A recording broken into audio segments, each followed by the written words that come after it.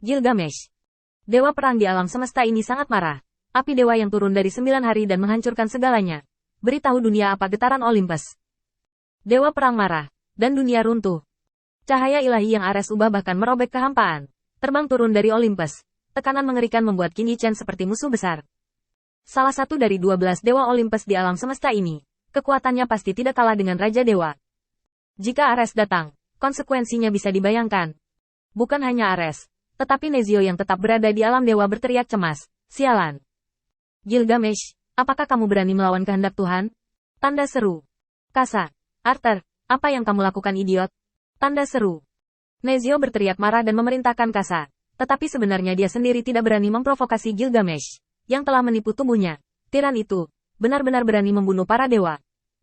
Raja Ksatria Arthur juga tiba-tiba sadar kembali, melihat cahaya kemasan yang berdiri dengan bangga selama 9 hari. Seperti kembalinya seorang raja.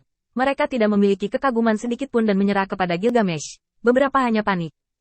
Jika tiran ini ingin melarikan diri dari pertempuran cawan suci, jika itu benar-benar seperti yang dia inginkan, maka itu akan menjadi mimpi buruk bagi banyak makhluk di alam semesta. Namun, pada saat ini, seperti Black yang saleh, mereka gemetar. Loh, ini Gilgamesh yang telah mendapatkan kembali tubuhnya. Raja zaman heroik. Jika ada yang menghalanginya, tubuh dan roh yang hancur akan musnah, dan tidak akan ada debu. Hanya Raja Ksatria Arthur yang mengepalkan pedang kemenangan di tangannya. Dia tidak menyangka bahwa menghadapi Gilgamesh, yang telah mendapatkan kembali tubuh kaisar, dia masih memiliki keberanian untuk menghunus pedang. Gil, menyerah. Kesombonganmu tidak bisa memenangkan para dewa. Namun, dalam cahaya kemasan, kekuatan yang seperti Raja Dunia masih tirani, bahkan menghadapi cahaya ilahi yang berani menghakimi dirinya sendiri. Dia hanya memandang rendah seperti Dewa Olympus. Bajingan.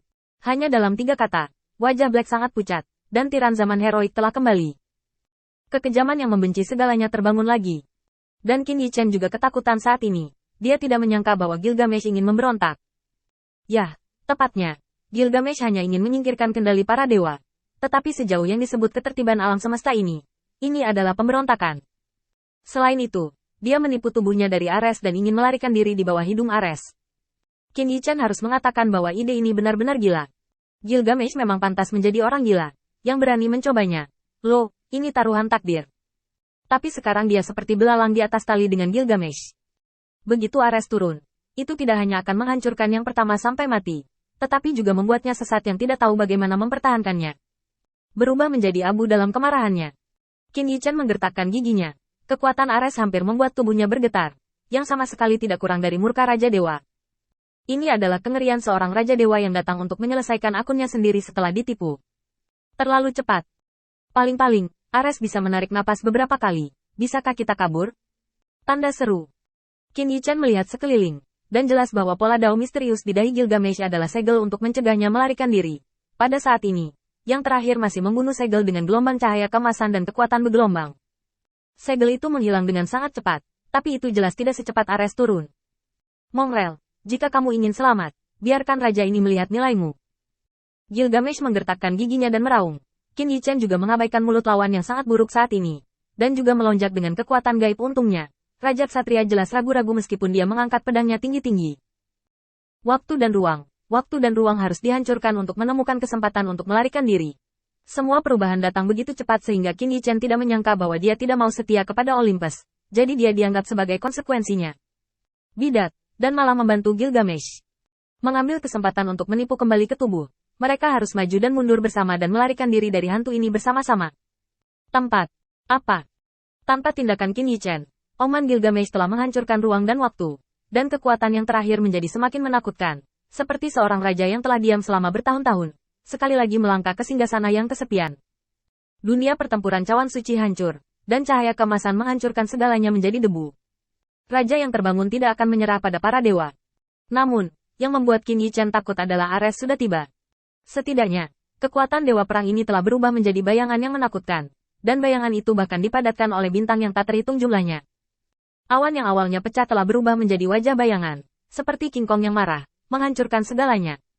Tidak baik. Qin Yichen terkejut.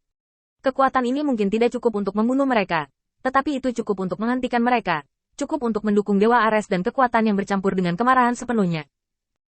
Qin Yichen menggertakkan giginya. Masalahnya selesai. Dia tidak lagi bersembunyi. Telapak tangannya telah mencekik bilah Wukong.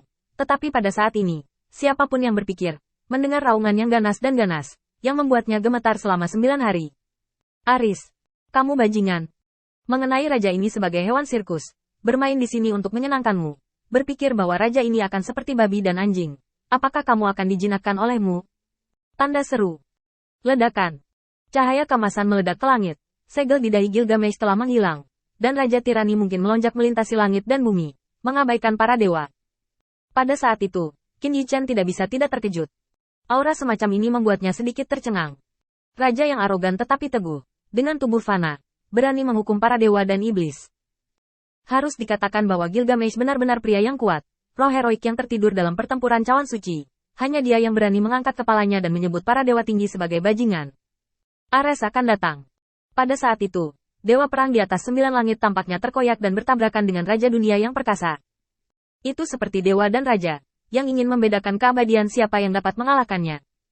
Yang lain, dua gelombang yang mengerikan nafas kehidupan, biarkan semuanya berubah menjadi kecemerlangan, ketika Sora hancur.